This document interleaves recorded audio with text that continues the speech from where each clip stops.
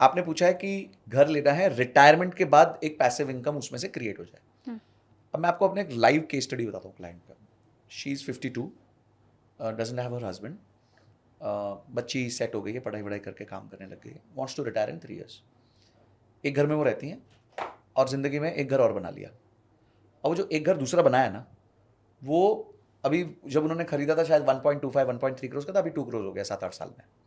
तो ऐसे तो बहुत कोई अच्छी अप्रिसिएशन हुई नहीं। और उसमें रेंट आता है नेट ऑफ मेंटेनेंस 12 या 14 हज़ार रुपये। ओके, ठीक है।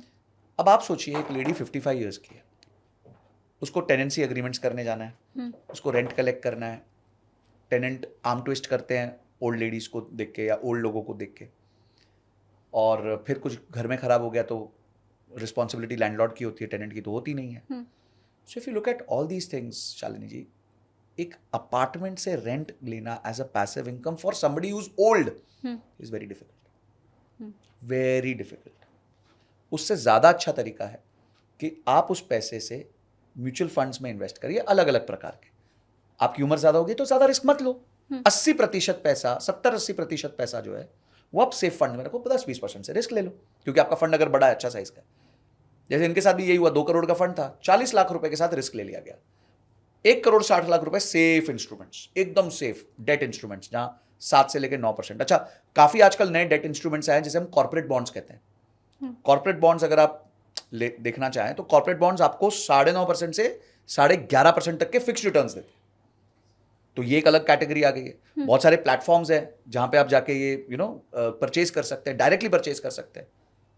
तो अगर आप वो प्लेटफॉर्म्स को देख लेंगे तो आपका पैसा, आपने 1 लाख डालना है, 50,000 डालना है, 10 लाख डालना है, 20 लाख डालना है, 1 करोड़ डालना, कंपनीज रेटेड है कि भाई ये BBB+ कंपनी है या AA+ कंपनी है। तो इस तरीके से अगर आप देखेंगे तो बहुत सारे आपको ऑप्शंस मिलते हैं जो हमने उनके लिए भी करे।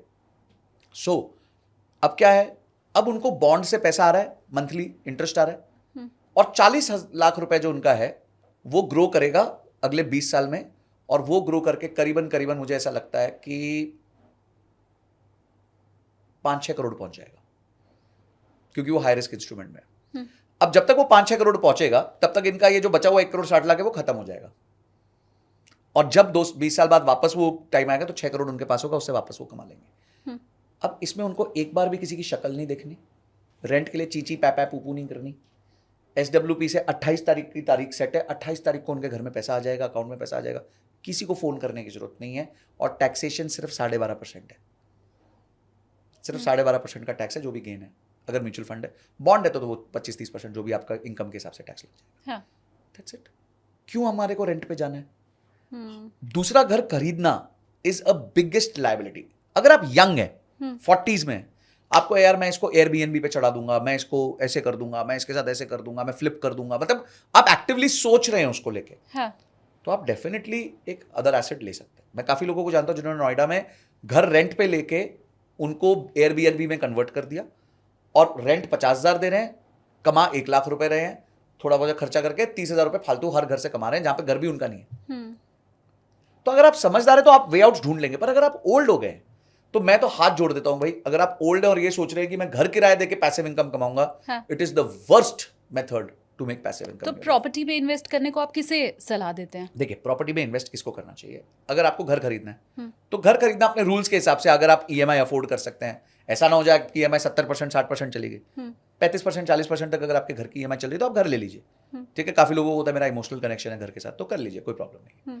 सेकंड, किसी व्यक्ति को यह लगता है कि यहां पे मैं घर खरीदूंगा और इसको, अब घर को आप सेल्फ यूज के लिए ले रहे हैं या इन्वेस्टमेंट के लिए ले रहे हैं?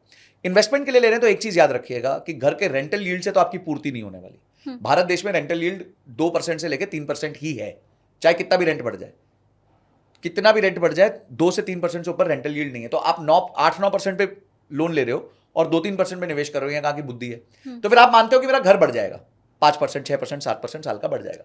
आप अपार्टमेंट्स देखेंगे तो वही 10 साल में 2 गुना होते हैं, उससे ज्यादा का मैंने देखा नहीं। सिर्फ अभी ये रन देखा मैंने पिछले 4-5 साल में कि जहां 2-3 गुना हो गए, पर उससे पहले 7 साल उनका प्राइस नहीं बढ़ा था। तो अगर आप 10-12 साल के होराइजन में देखोगे वही 2-3 गुना हुआ है, कोई ज्यादा रिटर्न्स नहीं आए हैं। ये तो अभी पीछे 2-4 साल सबका जैकपॉट लग गया, और अब वो फ्लैट हो जाएगी मार्केट, क्योंकि वापस स्टॉक मार्केट नीचे गिर गई है। तो real estate market stock market को फॉलो करती है। जैसे स्टॉक मार्केट भागती है, लोगों के पास एक्सेस पैसा आता है, वो उठा के रियल एस्टेट में डाल देते हैं। तो अब वो टाइम चला गया फिर से। मैं आपकी या जब किसी भी इन्वेस्टमेंट गुरु की बात सुनती हूँ तो वो सारे म्यूचुअल फंड ही कहते हैं। मतलब ऐसा लगता है कि आप लोग सारे म्यूचुअल फंड को ही वहीं इन्वेस्ट करो या उसको ही आगे बढ़ाने के ब्रांड एम्बेसडर हो, ऐसा लगता है। फिर उसके बाद आप ही ये खुद बताते हैं कि कैसे ज़्यादातर लोग तो 1.5 साल के ऊपर SIP कर ही नहीं रहे हैं, वो खुद ही वहाँ से निकल जा रहे हैं। तो मतलब आप जितना सिखा रहे हैं, पढ़ा रहे हैं, उस पर लोगों का बहुत ज़्यादा ट्रस्ट तो नहीं आ रहा आपके खुद के डेटा के मुताबिक। ये आपने ही कहा कि लोग निकल जा रहे हैं, छोड़ के भाग जा रहे हैं। तो ये बार बार कहना कि म्यूचुअल फंड SIP और फिर वो भी लोग नहीं कर पा रहे हैं, तो क्या कर रहे हैं? मतलब ये क्यों हो रहा है? शालिनी जी, लोगों को इन्वेस्टमेंट का मतलब ही नहीं पता, लोगों को इन्वेस्टमेंट सिखाई नहीं गई है। नहीं, पर हमारे कुछ यहाँ तो लोगों कर के रहे लिए हैं। इन्वेस्टमेंट के लिए उनको देखिए, उनके लिए इन्वेस्टमेंट क्या है, उनको ना ऐसी चीज देखनी है कि जो कंसिस्टेंटली बढ़ती रहे। वो सिर्फ FD है, उनको स्पीड से मतलब नहीं है कि क्या स्पीड से बढ़ रही है। उनको बढ़ रही है ना, साल का 6% तो मिल रहा है ना, या 7% तो मिल रहा है, तो they are happy with that. वो ये नहीं देख सकते कि हम 2 साल माइनस में चलें और तीसरे साल ऐसी रिकवरी हो कि फटाक से वो 3 गुना हो जाए। वो उनमें वेटिंग पेशेंस नहीं है। एक व्यक्ति FD में 10 साल पैसा डालकर भूल जाता है, पर स्टॉक में डाल के या फिर म्यूचुअल फंड में डाल के क्यों नहीं भूलता? क्योंकि उसको नॉलेज ही नहीं है कि कंपाउंडिंग वर्क कैसे करती है।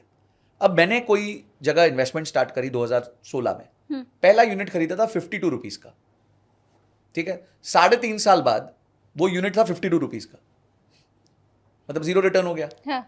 आज वो बीच में मार्केट जब ऊपर गई, वो यूनिट चला गया था 222 रुपए का। आज वो 180-190 के आसपास थोड़ा गिर गया, जो भटका लगा। और मेरा एवरेज यूनिट बाइंग था 77 रुपीज का। 77 रुपीज की एवरेज बाइंग है जब से कर रहा हूं मैं। तो मेरा प्रॉफिट कितना हो गया शालिनी जी? 120 रुपए। पर ये 120 रुपए पे मेरे पास यूनिट्स बहुत है ना।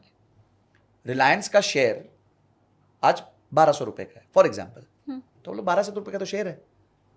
तो मुकेश अंबानी जी के पास कितने शेयर हैं इसके? 100 करोड़ शेयर। तो हो गए 1200 इंटू 100 करोड़। तो क्या होता है, जब आप इन्वेस्टमेंट करते हो ना, आप यूनिट्स अक्यूमुलेट करते हो और वो यूनिट्स बाद में जाके वैल्यूएबल हो जाते हैं। अब अगर ये 8 साल में मेरे 50 रुपए का यूनिट 200 हो गया और मैं मानता हूं सेम स्पीड से वापस ये अगले 8 साल ग्रो कर गया, तो 200 का यूनिट 800 का हो जाएगा। और मेरा जो 77 का एवरेज प्राइस है वो शायद 125-150 तक ही जाएगा। हाँ। तो मेरे पास 600 रुपए का प्रॉफिट होगा और मेरे यूनिट्स भी ज्यादा बढ़ चुके होंगे। This is compounding. People don't understand, और क्योंकि वो समझ नहीं पाते हैं तो वो रुक नहीं पाते हैं, इसलिए 1.5 साल के अंदर दुकान बंद करके चले जाते हैं। 5 साल के ऊपर अगर 100 इन्वेस्टर स्टार्ट करते हैं SIP, 5 साल के ऊपर सिर्फ 11 बचते हैं। तुम कैसे पैसे कमाएंगे? लॉन्ग टर्म का किसी को सेंस ही नहीं है Shalini ji. They don't understand long term. उन्होंने कंपाउंडिंग का फॉर्मूला सीख लिया था, समझा नहीं कि कंपाउंडिंग में जो टाइम है वो रेस टू पावर में, मतलब जितना वो नंबर बढ़ेगा ना उतनी आपको ज्यादा वैल्यू मिलेगी। वो सोचते हैं रिटर्न ज्यादा निकालो, कहां 25% रिटर्न बनेगा, कहां 30%, क्रिप्टो में डाल दो, इस पे डाल दो। अरे यार, ये मूर्खता है। रिटर्न्स को चेज करना सबसे बड़ी मूर्खता है। आप टाइम को चेज करो।